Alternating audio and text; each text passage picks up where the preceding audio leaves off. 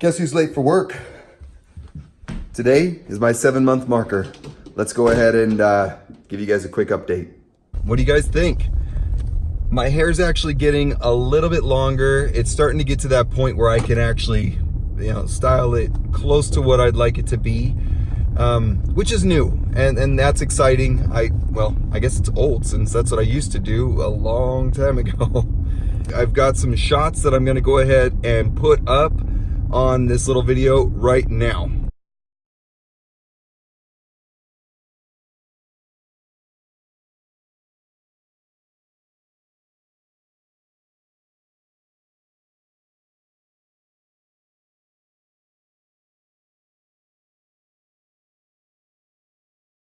There it is. What do you guys think? I'm excited. It's looking amazing. I really like to look back at my older shots at 6 months and find out, is there a difference between my 6 months and my 7 months? And honestly, I haven't bothered to look because I'm enjoying that process of not looking. I really want to be able to go all the way up to, like, say 9 or 10 months and then say, okay, let's look at the 6-month marker, see what the difference is, see what I can expect, and what happened because I wasn't expecting much, whatever it may be. I really just want to enjoy having my hair the way it is, not stressing about, oh, am I getting more, but just enjoying what I have. I think I'm going to splice in right here a little bit of my story about Dr. Bhatti and my experience in India. One of the things I wasn't prepared for was the culture shock and the driving. Oh my word, those people scare me when they drive. And I enjoy being a rather aggressive driver. I guess I wasn't prepared for the way people live over there. It was a lot different, obviously, than what I'm used to. I'm used to every home being finished. Every home around me is relatively well cared for. And the ones that aren't, if I strip down all the garbage that somebody's left behind in their home, it would still be finished work. And there's things that I just wasn't ready for when I went to India. And had I been ready for that, I would have been more open to the culture that is there. I stayed in this really nice hotel. I can't say enough good about it. Right next door, hobos sleep. You've got the homeless sleeping right there, and it's just a shock to see it. And then right across the street, you have this ramshackle barn, and next to that is a beautiful temple. Followed by next to that would be a pile of dirt and dogs wandering around. And so what I'm going to try and upload videos and clips of my experience there. But the culture was definitely one of the things that I wish I'd been ready for. Now that I've been there, I cannot wait to go back. It's beautiful, and it's something that I am not used to, and so it's exciting as well.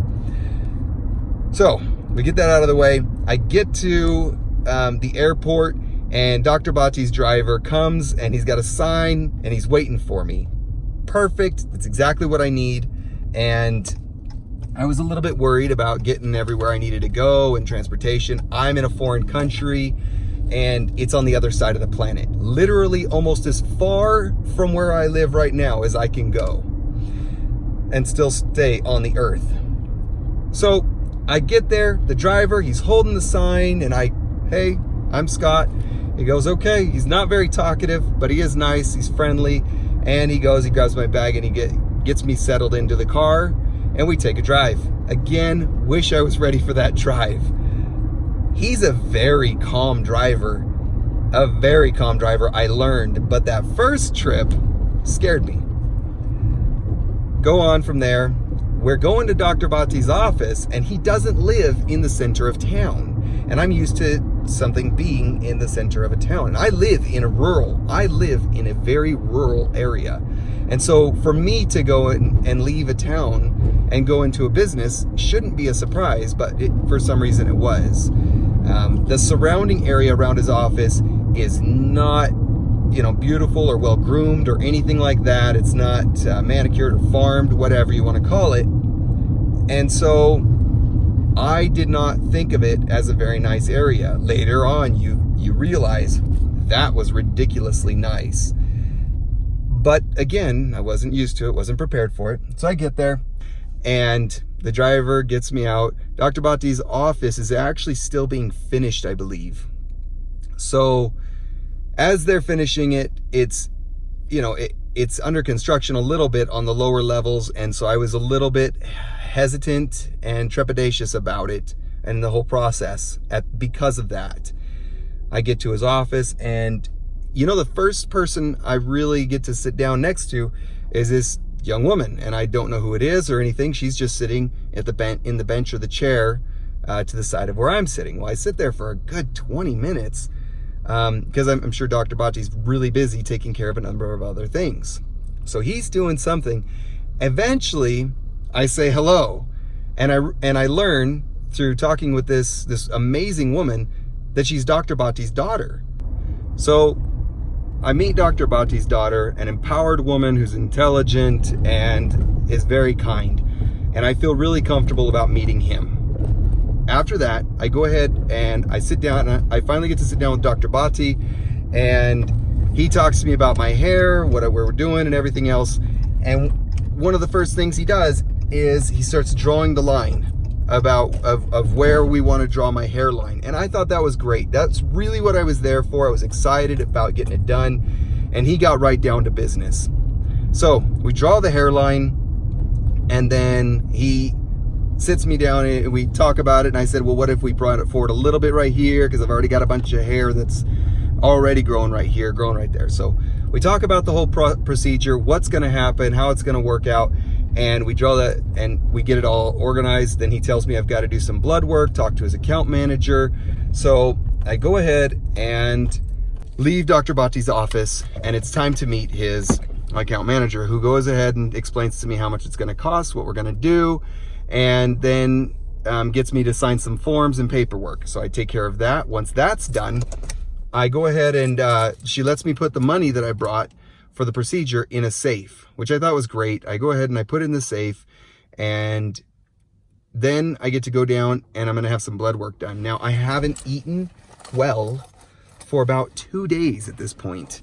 I'm not feeling well. And then on top of it, I've been on flights for the last almost 40 hours. It was like 36 hours of flights because of hopping, and it was bad. I haven't slept. I haven't eaten well. And then they go to do my blood work. So they do the blood work, and I come this close to passing out. It was bad, and it was embarrassing. So you know who shows up? Dr. Bhatti's wife, to come over and help take care of me. And this, again, kind, empowered, really intelligent woman, schooled in America. She's a doctor as well. She comes and helps take care of me and makes everything better, for lack of a better way of putting it. She fixes it all. If nothing else, my friends, I would go to Dr. Bhatti above anyone, because I know what his wife and daughter are like. So if you take nothing else from this whole entire situation, that man has an incredibly intelligent and powerful wife, and the same in a daughter. And a man like that, that's the kind of man you want working on you as a doctor. I'll go ahead and finish the story later. Back to my story on Dr. Bhatti. So I come back on the day of the procedure, and they bring you into a room, and they have you put on a gown, just a clean room gown, a doctor's gown or whatever, a medical gown. And from there, you also have to put on these Crocs, the rubber shoes. So I put those on as well. So I get undressed, I put on the gown, I put on the shoes. So they put this needle in my arm for anesthesia, and I do not like needles a lot. So it's surprising that I was able to have them stick them in my head 3,000 times. But I don't like needles, but they do that, and I'm joking with them, and they were really friendly and really nice. I would have thought that they'd be irritated with me, but I joke about it because it stresses me out so much. So because I'm so stressed, I'm sitting there laughing and joking about it to hopefully diffuse some of that stress that I feel. So the I guess anesthesiologist or somebody, some gentleman, puts that in my arm, and I'm good to go now. And then they set me in this chair, and you lay back, and they say, okay, we're gonna go ahead and get ready to do all this stuff. And I'm like, okay, and I'm expecting to be able to be conscious for the procedure. No. And thank goodness, I do not react well to medication. I burn through it, and things like Vicodin and most painkillers just don't work on me. I'm learning. And so he puts his needle in the little thing and fills it up, and I don't remember anything. I remember being thirsty, so apparently that stuff makes me very, very thirsty, and they can't give me water, so I'm like, give me some water. I remember feeling that in the middle of the procedure, and they're like, we can't really give you water. But they did a little bit here and there, little sips, and it made a world of difference. I wish that I could have convinced them to give me more while I was doing it, because it was so rough. My throat was killing me. Anyway, so I get a little water here and there, but otherwise I don't remember the procedure.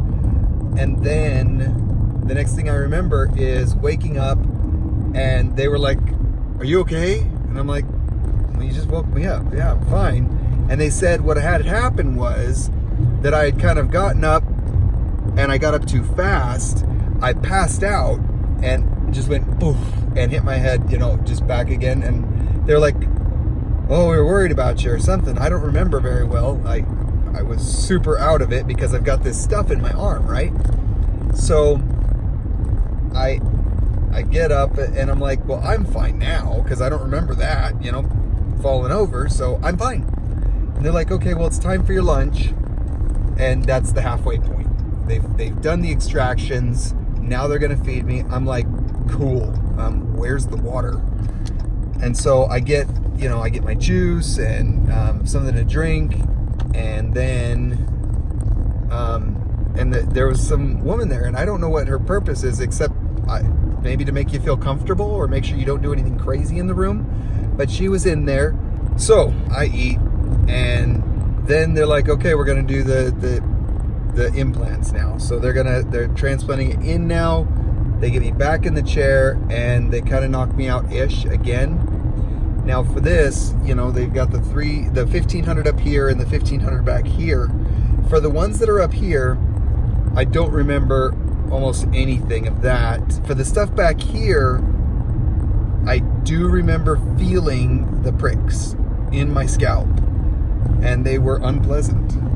But I'm so afraid of needles that I refused to ask for them to give me a painkiller. Now I'm out of my mind right now, because obviously that's not a problem.